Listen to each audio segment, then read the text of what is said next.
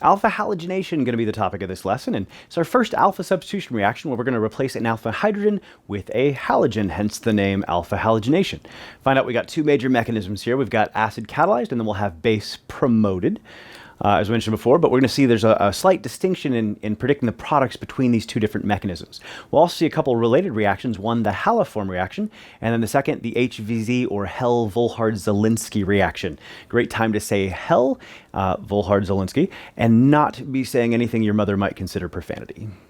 Now, this lesson is part of my organic chemistry playlist. I'm releasing these lessons weekly throughout the school year, so if you want to be notified every time I post a new one, subscribe to the channel and click the bell notification.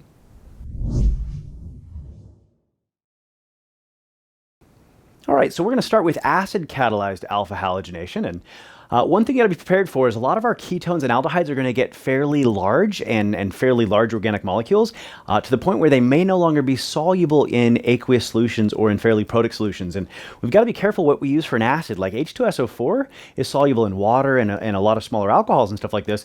But once you start getting big ketones, they're probably not going to be doing these reactions in water or alcohols. And so the acids we use are going to look a little different here. And you'll start using some more stronger organic acids. This is trifluoroacetic acid. So fairly strong with the 3 fluorines there due to the inductive effect. The other one you might see is toluene sulfonic acid, often abbreviated just TSOH, another big organic acid. And so you might see either one of these used commonly in this chapter for acid catalyzed scenarios, and you just want to be able to recognize those as strong organic acids from the get-go. All right, so when we do this in the acid-catalyzed conditions, we're simply going to take one of the alpha hydrogens, and notice I put a big T-butyl group over here. That way the alpha carbon on the other side is quaternary and does not have any hydrogens. We don't have to worry about anything happening there. But we're going to replace one of the alpha hydrogens over here with a bromine. And so if we simply just wanted to predict the product here, there's your product. So we're going to take a look at this mechanism here, and if you take a look at this mechanism, first thing that's going to happen, as we kind of mentioned before, is you need to form that enol as your nucleophile for an acid-catalyzed reaction. And that forming that enol is really 2 steps that I'm not going to show here. That tautomerization step, or at least that tautomerization mechanism. So we got tautomerization first, and that's really 2 steps that I'm not showing. I'm always going to skip that to save some time here, but we've now got our enol here. So, and this enol is what's actually going to come and attack Br2. In this case. And when our enol attacks, we push these electrons down to form a pi bond and then use the pi bond to come and make a new bond to our electrophile, in this case bromine, and that's going to cause the bond of the other bromine to break. And that's going to take us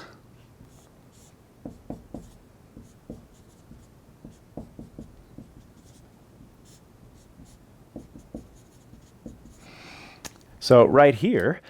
So, and in this case, we'd have also, in the course of forming the enol and stuff like that, we're going to have some of this conjugate base lying around, and that conjugate base can come and deprotonate, leading us here. So not explicitly drawn out the whole mechanism, just want to make sure you get the idea though.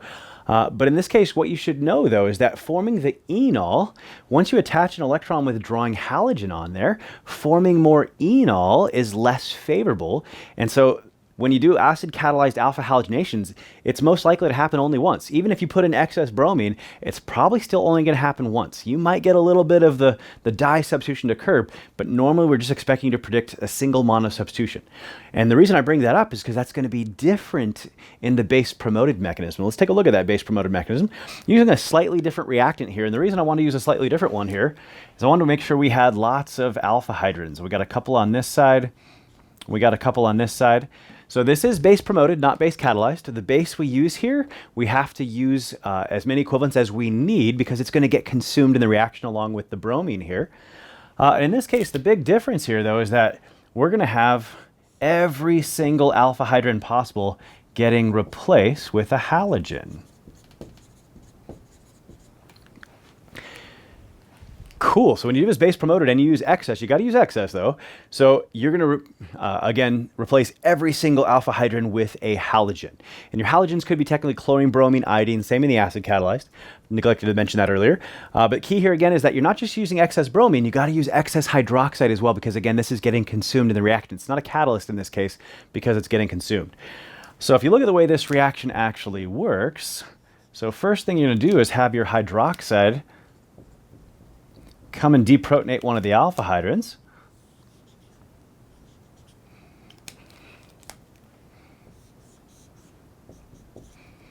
and form your enolate. Now, purposely, yeah, for the purpose of predicting products, I just like looking at this guy and saying, yep, he's going to come attack bromine. But again, the truth is we probably should have a major resonance contributor if we're actually trying to show the mechanism here as the one we do the arrow pushing from. So in this case, that's this guy.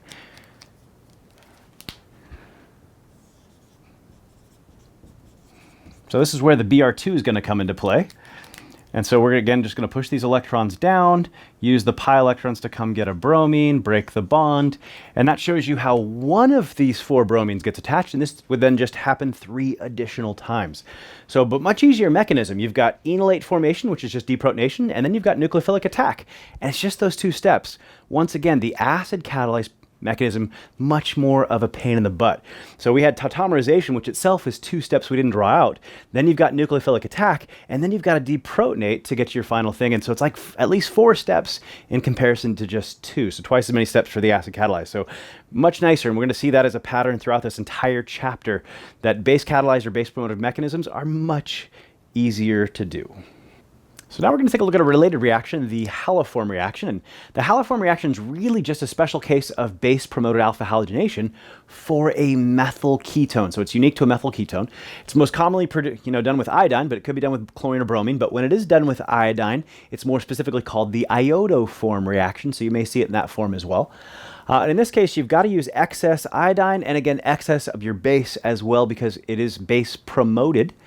So, but cool, this is unique for methyl ketones. If it's not a methyl ketone, you're just doing base-promoted alpha halogenation. But when it's a methyl ketone, it's going to go a step further than just alpha halogenation. So, but the first part really will just be alpha halogenation. And so in this case, because we used excess, we're going to replace every single alpha hydrogen with a halogen. So, and once you attach 3 electron withdrawing groups there, not 2, not 1, it has to be all 3, which is why this is going to be unique for methyl ketones. Once you've got 3 electron withdrawing groups there, it turns out they're going to be, inductively stabilizing enough that you could actually have this carbon act as a leaving group and have this group leave, like we saw with nucleophilic acyl substitution. But the only way that carbanion is going to be stable enough to leave is if it has 3 electron withdrawing halogens attached. So that's why this will be unique to methyl ketones. But what's going to happen from here is now your 4th equivalent of hydroxide is going to come in and do nucleophilic acyl substitution. So we're going to come and do nucleophilic attack, push the electrons up to oxygen.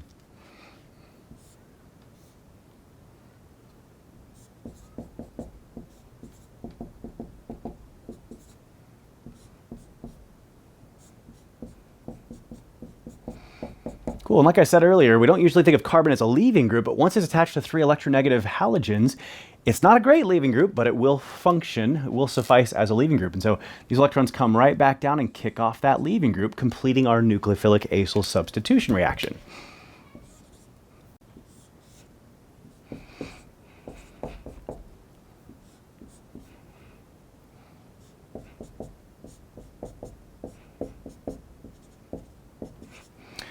Cool, and that's going to initially give you a carboxylic acid and this carbanion that just left.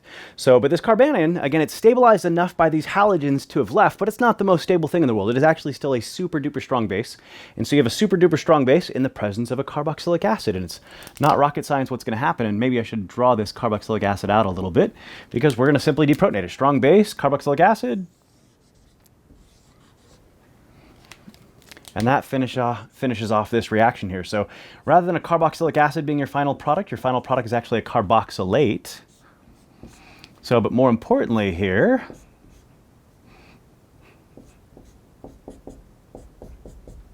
I'll draw in that carbon explicitly here. So, but you get this lovely species right here, which in this case is a yellow precipitate. And oftentimes we indicate precipitates by drawing a down arrow. So it turns out we used to use this as a test for methyl ketones. So it used to be before we had spectroscopy really prevalent and stuff like this, we had a lot of what we call wet tests to figure out what kind of compounds we had. And we had different tests to test if you had a ketone or an aldehyde. And once you knew you had a ketone, you might be like, well, is it a methyl ketone? Get as specific as you can. And this was the test to figure out if your ketone was a methyl ketone. If you got this yellow precipitate at the end, you knew you had a methyl ketone. If you didn't, then all that happened was alpha halogenation, hydrogen, but it wasn't a methyl ketone, and the haloform reaction didn't occur. So that's kind of the idea. So, but again, one of those other reactions related to alpha halogenation, base promoted, that you need to be familiar with. Let's look at one more. All right, so we're going to finish this lesson off with the HVZ reaction, also called the Hell-Volhard-Zelinsky, but you'll more commonly see it as the HVZ reaction. And this is simply alpha halogenation for a carboxylic acid. So it turns out that the alpha hydrogens of a carboxylic acid are not the most acidic things in the world, especially when you have a much more acidic carboxylic acid over here. And so deprotonating this or getting it to form enol, there's just no great way to do it. And so what we're going to do is cheat, though, by using PBr3. And we learned in the last chapter that PBr3 will turn an acid, carboxylic acid here, into an acid halide. Cool. So once you got this acid bromide right here, you guys also learned that you can use water to convert it right back into a carboxylic acid. So cool, totally reversible process here. Water will turn it right back. So, but what's nice though is that the acid halide is much more reactive as an electrophile at that carbonyl, but it's also much more acidic at that alpha carbon. And you're much more likely to be able to form some enol in this case, even without an acid catalyst here, it turns out. And so this thing's going to tautomerize, form some enol, and undergo alpha halogenation there.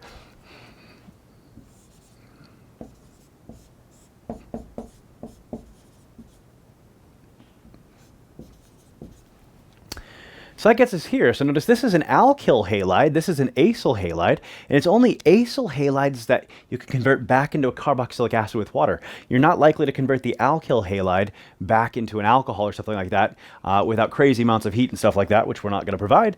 And so that's why when we add water here in step number 2, it only converts the acyl halide to a hydroxyl group, in this case a carboxylic acid, but not the alkyl halide. So we're back to a carboxylic acid here, but our alkyl halide is still present in our product. Cool, and so the net result is that we've just done an alpha halogenation of a carboxylic acid, but we had to do it in a roundabout way because, again, those carboxylic acids are not the most reactive things. We converted it temporarily to an acid halide, then did alpha halogenation, and then converted it back to a carboxylic acid. That's the HVZ reaction. Now, if you found this lesson helpful, would you consider giving me a like and a share? One of the best things you can do to make sure that other students get to see this lesson as well. If you're looking for the study guide that goes with this lesson, if you're looking for practice problems on these alpha substitution reactions, check out my premium course at chadsprep.com.